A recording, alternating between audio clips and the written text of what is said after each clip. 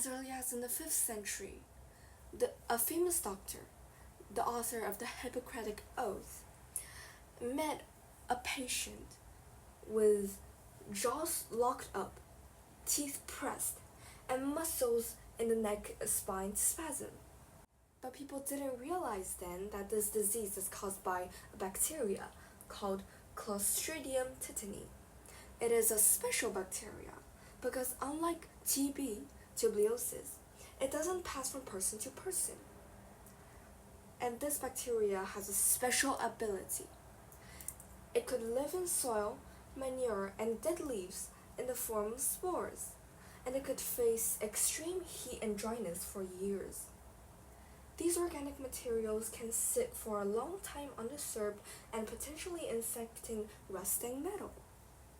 And if someone gets inside this environment and accidentally cuts themselves, the likelihood of infesting this bacteria is going to increase, especially when old metals can create jagged wounds with lots of deoxygenated dead tissues for the bacteria to latch onto.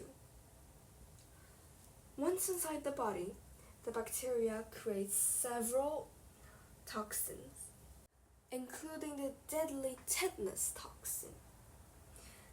And how it works is firstly it gets soaked up by the nerve ending, which cause uncontrollable muscle contractions and spasms, like cramping. The main difference between a muscle spasm and cramps is that spasms are caused by nerve malfunction, and that could last from hours to days. But cramps are caused by muscle excursion that lasts from seconds to minutes. Typically, this horrible bacteria, within 7 to 10 days, patients start to experience general ache, trouble swallowing, and locked jaw. The head and neck show symptoms first. But as the toxins spread, strong muscle groups become rigid, leading to a frightening arching of the back. Left untreated, the spasms become more extreme, seizing the muscles in the windpipes and chest.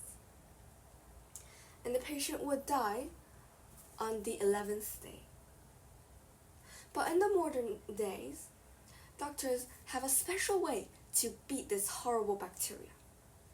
They firstly clean the wound that got infected by the tetanus, and then they would prescribe antibiotics, which would neutralize the bacteria, and the patient would soon feel better. In the worst step, they would put in a medicine called chondrotoxin, which works the same way as antibiotics. Although this disease seems truly horrible, but we have the help of science. And the doctors nowadays have great ways to combat these annoying disease. And all thanks to them, we can live happily ever after. But what seemed the most important in this lesson is that don't touch old metal and rusting metal, as they might contain a nasty little tetanus spore inside it.